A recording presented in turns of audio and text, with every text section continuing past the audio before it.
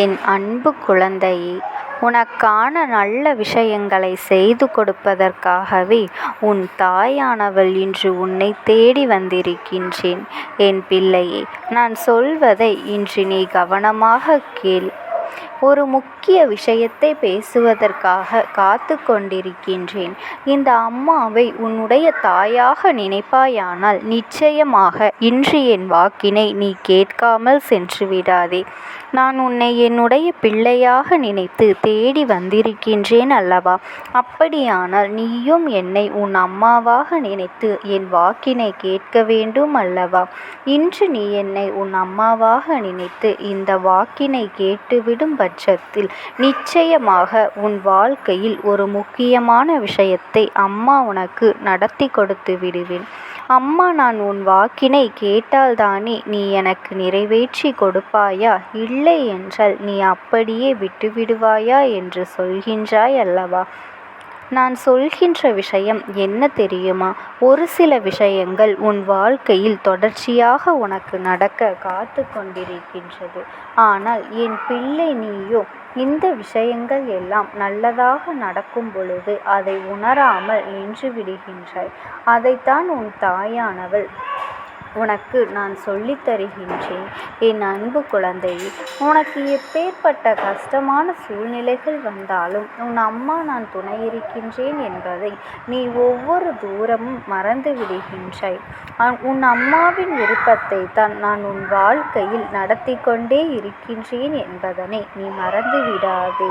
என் பிள்ளை, இந்த தாயானவளுக்கு உன்னுடைய அன்பு பிள்ளையின் வாழ்க்கை நன்றாக இருக்க வேண்டும் என்ற சுயநலம் எப்பொழுதும் இருக்கும் அல்லவா? அதுதான் இப்பொழுது என் வாழ்க்கையில் இருந்து கொண்டிருக்கின்றது.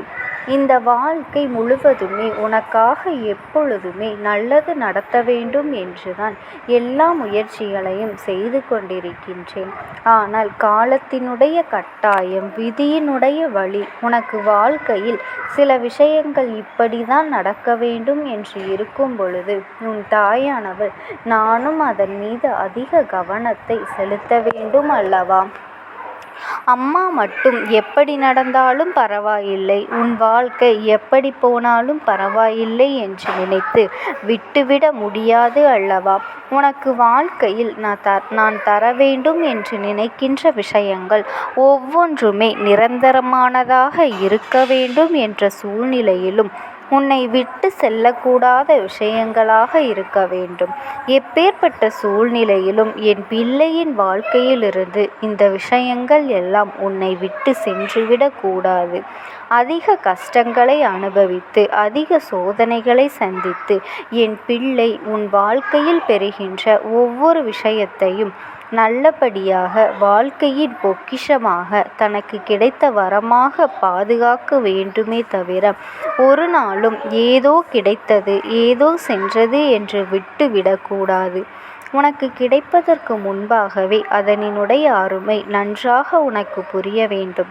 அந்த அருமை உனக்கு புரிந்துவிட்டது என்றால் அது உனக்கு கிடைத்துவிட்ட பிறகு நிச்சயமாக உன்னுடைய மனதிற்குள் அது வேதனைகளை கொடுத்துவிடாது என்பதனை என் குழந்தை நீ புரிந்து கொள்வாய். என் தங்கமே, எல்லா சூழ்நிலைகளும் உனக்கு வாழ்க்கையில் கொடுக்கின்ற ஒவ்வொரு விதமான மனவழிகளையும் பார்க்கும் பொழுது அம்மா எனக்கே சற்று வேதனையாகத்தான் உள்ளது. என் தங்கமே, என் பிள்ளை இத்தனை கஷ்டப்படுகின்றதே என்று ஒரு தாயாக நானும் வேதனைப்பட்டாலும் சரி, இவை எல்லாமே நம் பிள்ளையுடைய நல்லதற்காகத்தானே நடக்கின்றது என்று இந்த நிலையிலிருந்து நல்ல நிலைக்கு மீண்டு வருவதற்காகத்தானே என் பிள்ளைக்கு நல்ல பாடங்களை கற்றுக் கொடுத்து கொண்டிருக்கின்றோம் என்று நினைத்து அம்மா என்னுடைய மன ஆறுதலை படுத்தி கொண்டிருக்கின்றேன். என் தங்கமே, இந்த அம்மா உன் வாழ்க்கையில் நடத்துகின்ற ஒவ்வொரு நாடகங்களும் என் பிள்ளை நீ அதிலிருந்து சரியாக நடித்தும் கொண்டிருக்கின்றாய். நீ எந்த நேரத்திலும் சில விஷயங்களை கூட மனதிற்குள் தவறுதலாக எண்ணிக்கொண்டு உன்னுடைய மனதை நீ விட்டுவிடக்கூடாது. எல்லாமே உனக்கு ஒரு வகையில் நல்லதை கொடுக்கும் என்பதனை நீ தெளிவாக புரிந்து கொள்ள வேண்டும். இந்த வாழ்க்கையில் நீ படுகின்ற ஒவ்வொரு கஷ்டங்களும் உனக்கு ஒரு நல்ல தீர்வை கொடுக்கும் என்பதனை நீ நம்ப வேண்டும். என் தங்கமே, வாழ்க்கை மற்ற நேரங்களில் உனக்கு தருவதும் சில நேரங்களில் அது உனக்கு எதிராக திரும்புவதும் மற்ற நேரங்களில் அது உனக்கு சாதகமாக மாறுவதும் என்று மாறிதான் நடந்து கொண்டிருக்கின்றது. என் பிள்ளை, ஒரு நொடி சந்தோஷத்தை அனுபவித்து முடிக்கும் முன்பே மறுநொடி கஷ்டம் வந்து விடுகின்றது. என் தங்கமே, வாழ்க்கையில் வருகின்ற கஷ்டமோ நஷ்டமோ எதுவாக இருந்தாலும் உன்னை சூழ்ந்து வரும்பொழுது என் குழந்தை அதை நீ சரியாக புரிந்து கொள்ள வேண்டும். உனக்குள் சரியான புரிதல் என்ற ஒன்று இருந்துவிட்டால் போதுமல்லவா? இந்த புரிதல் உன் வாழ்க்கையில் பல நல்ல விஷயங்களை கொண்டு வந்து கொடுக்கும் அல்லவா என் தங்கமே? இதையெல்லாம் நீ புரிந்து கொண்டால் உனக்கு மனநிலையில் நிச்சயமாக நல்லதொரு மாற்றங்கள் மிக விரைவாகவே கிடைத்துவிடும். இதை மட்டும் நீ மனதிற்குள் நினைத்துக்கொள். இந்த அம்மாவாக உன்னை நான் அரவணைக்க காத்து கொண்டிருக்கின்றேன். நீ என்னை உன் தாயாக நினைத்து அம்மா சொல்கின்ற வார்த்தைகளை மதித்து அதன்படி நடந்து கொண்டாலே போதும். நான் நிச்சயமாக நல்ல நிலைக்கு உன்னை கொண்டு வந்து கொடுப்பேன். உன் வாழ்க்கையில் உன்னை உயர்த்தி வைப்பேன் என்பதனை மறந்து விடாதே. என் தங்கமே, உன்னை சூழ்ந்திருக்கின்ற அத்தனை சோதனைகளில் இருந்தும் நிச்சயமாக உன்னை நான் மீட்டு கொண்டு வரத்தான் செய்வேன். என் பிள்ளைக்கு எந்த நேரத்தில் எதை கொடுக்க வேண்டும் என்று அம்மா நான் நிச்சயமாக நன்கு உணர்ந்திருக்கின்றேன். என் குழந்தை மனதிற்குள் வைத்திருக்கின்ற ஒவ்வொரு இடத்தை சொல்லிக் கொடுத்திருக்கின்றேன். வாழ்க்கையில் நீ விரும்பியது எல்லாம் கொஞ்சம் கொஞ்சமாக கிடைக்கப் போகின்றது. நீ ஆசைப்பட்ட விஷயங்கள் எல்லாம் உனக்கு கண்முன்னே நடக்கப் போகின்றது. உன்னைக்கு எதிராக நிற்கின்றவர்கள், உனக்கு துரோகங்களை செய்தவர்கள் என்று யாரெல்லாம் உன்னை இது போன்று நடத்தினார்களோ அவர்கள் எல்லாம் இனிமேல் ஒரு பொழுதும் உன் வாழ்க்கையில் உனக்கு கஷ்டங்களை கொடுத்து விடாதபடி நல்லதை மட்டுமே உனக்கு நடத்தி கொடுக்க போகின்றார்கள்.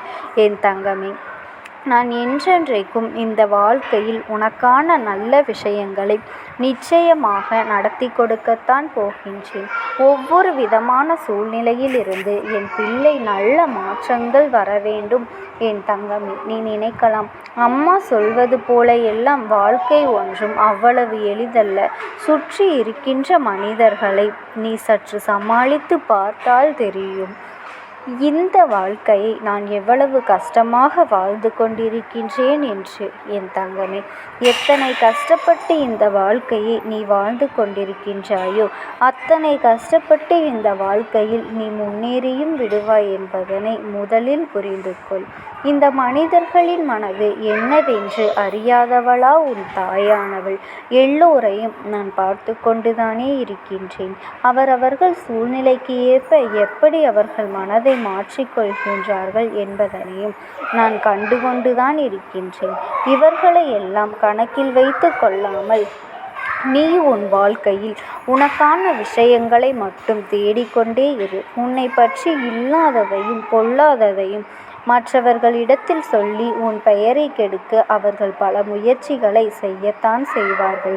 என்னதான் இவர்கள் உன்னை பற்றி தவறாக பேசினாலும் உன்னை பற்றிய உண்மை தெரிந்தவர்கள் ஒரு நாளும் அதை ஏற்றுக்கொள்ள மாட்டார்கள் அல்லவா?